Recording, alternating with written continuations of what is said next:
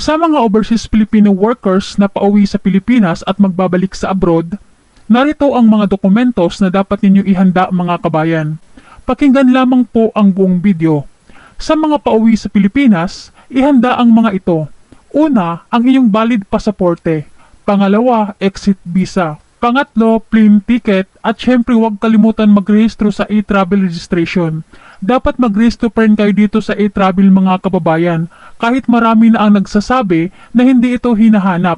In kaso man hanapan kayo ng e-travel, mayroong kaagad kayong maipakita. Sa loob ng 3 araw, maaari na po kayong magrehistro sa e-travel o kahit sa mismong araw ng inyong flight.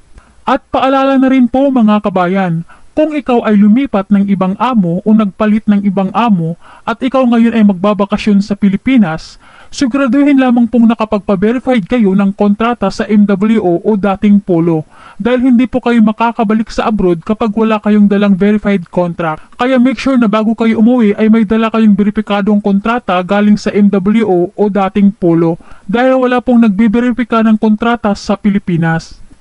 Narito naman ang mga bagay na dapat mong ihanda kapag ikaw ay paalis ng Pilipinas.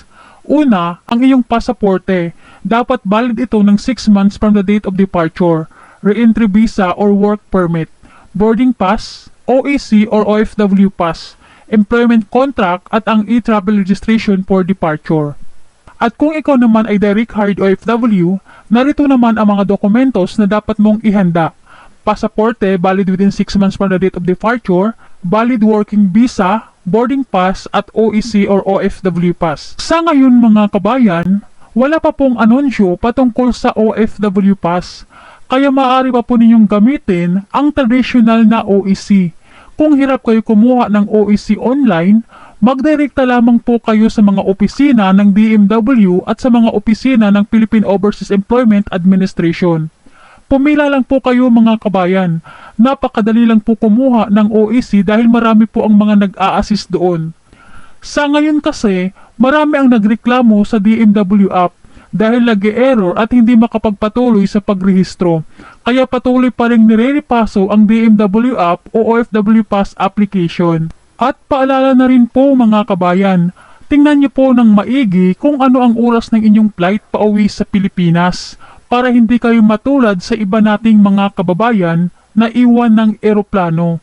Dahil sa nagkamali ng tingin sa boarding pass, dapat maging sigurista kayo sa lahat ng bagay, lalo pa kung nakasalalay dito ang pag-uwi nyo sa Pilipinas. Dapat palagi po tayong alerto dahil hindi po tayo aantayin ng eroplano. Yun lang po mga kababayan. Happy trip po at advance Merry Christmas po sa inyong lahat. Mag-ingat po kayo palagi kung saan man kayo ngayon.